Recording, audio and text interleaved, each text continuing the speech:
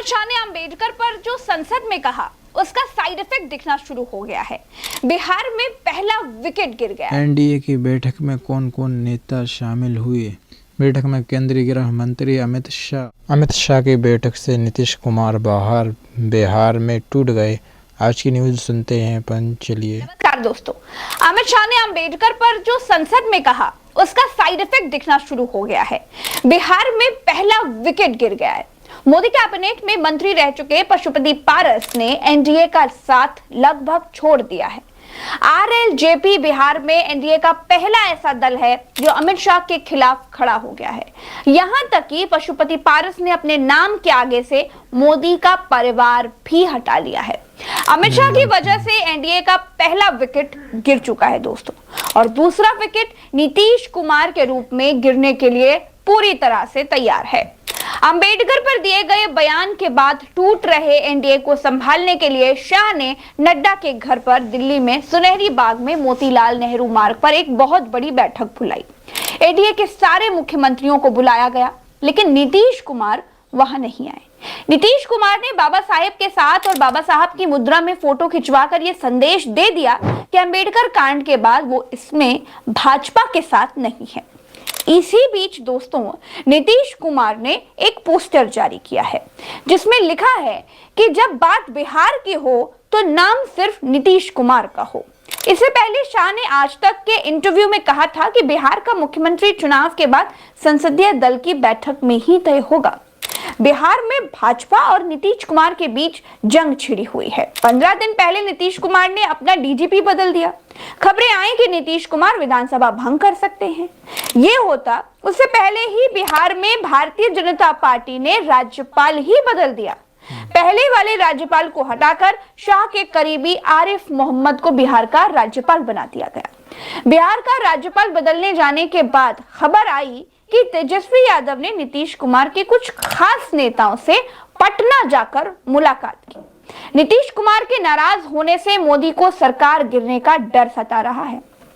आंकड़े इस बात की तस्दीक करते हैं कि नीतीश या नायडू में से एक भी बैसाखी अगर हिली तो मोदी सरकार का गिरना पक्का हो जाएगा। दूसरी तरफ विपक्ष तो शाह के इस्तीफे का दबाव बना ही रहा है। कहते हैं आरएसएस भी शाह के इस्तीफे के पक्ष में है। देखिए प्रज्ञा, अगर आप देखें, वो जो नाराजगी थी, संघ के अपने एजेंडे थे और संघ के एजेंडे मोदी सरकार की 10 साल की सरकार में लगभग सारे एजेंडे पूरे हो गए हैं और इस पे हावी हो गए थी भारतीय जनता पार्टी संघ के ऊपर। और वापस जो 2024 के नतीजे आए तो संघ फिर हावी हो गया भारतीय जनता पार्टी के ऊपर, और उसी का नतीजा है कि अमित शाह कमजोर हुए हैं और संघ मजबूत हुए हैं। उसका नतीजा आप महाराष्ट्र के सीएम के रूप में दे सकते हैं। अमित शाह की पसंद थी विनोद तावड़े और संघ की पसंद था फडणवीस। तो फडणवीस का सीएम बनना जताता है कि अमित शाह कहीं ना कहीं कमजोर संघ के सामने पड़ गए हैं। और अब वो जिस तरह के चाणक्य माने जाते थे, अगर उन्होंने कह दिया उनकी बात को मोदी जी भी नहीं झुठला पाएंगे, अब वो बात पुरानी हो चली है। 2024 के बाद अमित शाह में इतना दम नहीं रह गया है जो 2024 से पहले था। आज उनकी हर बात जो है पत्थर की लकीर नहीं हो सकती। उनके कई सारे निर्णय हैं जो बड़े घातक और गलत साबित हुए हैं। उसमें सबसे पहला निर्णय उत्तर प्रदेश का है, और जो बची कुची कसर रह गई थी वो उनके इस बयान ने पूरी कर दी है। और इस बयान ने इतना डेंट भारतीय जनता पार्टी को पहुंचा दिया है कि इससे उभरना भारतीय जनता पार्टी के लिए मुश्किल है। चाहे आज ये माफी भी मांग ले, तब भी इतनी आसानी से दलित वोटर इनके साथ नहीं जाएगा। ये संघ भी समझता है और भारतीय जनता पार्टी भी समझती है। और अगर इनको सरवाइव करना है, पार्टी को ठीक रखना है, तो इनकी कुर्बानी लेनी ही होगी। इस तरह की चर्चाएं भारतीय जनता पार्टी और संघ में चल रही। दोस्तों, इतिहास में पहली बार गुजरात लॉबी परस्त बाबाओं ने मोहन भागवत के खिलाफ मोर्चा खोल दिया है। क्यों? क्योंकि मोहन भागवत ने गुजरात लॉबी के खिलाफ मोर्चा खोल दिया है। जून के बाद से हर महीने मोहन भागवत गुजरात लॉबी के पेच टाइट कर रहे हैं। कुछ दिन पहले भागवत ने मोदी का नाम लिए बगैर कहा था कि इंसान सुपरमैन बनना चाहता है, फिर भगवान बनना चाहता है, फिर कहा कि मर्यादा का पालन करे, अहंकार ना करे, फिर कहा कि मणिकपुर जल रहा है, इस पर कौन ध्यान देगा, फिर कहा कि मुकाबला झूठ पर आधारित ना हो।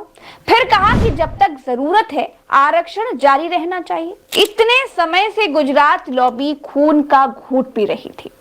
अब मोहन भागवत ने यह कह दिया है कि मस्जिदों में मंदिर खोजकर कुछ लोग बड़े नेता बनना चाहते हैं। परंतु हर मस्जिद में शिवलिंग क्यों देखना? तो भाई वो भी एक पूजा है, ठीक है, बाहर से आई है, लेकिन जिन्होंने अपनाई है वो मुसलमान, वो बाहर से संबंध नहीं रखते, ये उनको भी समझना चाहिए। हिंदुओं का नेता बनने की चाहत में कुछ लोग मंदिरों के नीचे मस्जिद खोज रहे हैं। इतना कहना था, मोदी परस बाबाओं ने मोहन भागवत को ही खरी खोटी सुनानी शुरू कर दी। कहते हैं गुजरात लॉबी के इशारे पर यह सारा तमाशा शुरू किया गया है। मोदी के मित्र और जातिवादी बयानों में बड़े माहिर आचार्य रामभद्राचार्य जी ने कहा कि मोहन भागवत हमारे अनुशासक नहीं हैं। चक्रपाणी महाराज ने कहा कि मोहन भागवत पर जिहादियों का असर है या फिर उनकी उम्र हो गई है। दोस्तों, गुजरात लॉबी को यह समझ आ गया है कि अगर निरंकुश शासन करना है तो पहले नागपुर में तख्ता पलट करना होगा और गुजरात लॉबी उसी मिशन पर आगे बढ़ रही है। वरना मोहन भागवत के नाम के आगे आदरणीय लगाए बिना जिन बाबाओं की हिम्मत बात करने की नहीं है, वो बाबा मोहन भागवत को जिहादी मानसिकता वाला बता रहे हैं। गुजरात लॉबी का किसी को डिफेम करने का सेट पैटर्न है और वो सेट पैटर्न है पप्पू साबित करने का। वो सेट पैटर्न है हर चीज का जिम्मेदार नेहरू को बताने का। वो सेट पैटर्न है सोशल मीडिया से छवि धूमिल करने का। वही सेट पैटर्न मोहन भागवत के खिलाफ अपनाया जा रहा है और इसीलिए इतने सारे बाबा लोग एक साथ मोहन भागवत के खिलाफ उतर आए हैं। अब देखना यह है कि पहले दिल्ली में तख्ता पलट होता है या फिर नागपुर में, बिहार में पहले खेला होता है या फिर दिल्ली में। अभी के लिए इतना ही, हमें दीजिए इजाजत। आप में से बहुत सारे लोग हैं जो वीडियोस तो देखते हैं, खोज कर देख लेते हैं, लेकिन चैनल को सब्सक्राइब करना भूल जाते हैं। तो चैनल को सब्सक्राइब किए बिना मत जाइएगा। नमस्कार।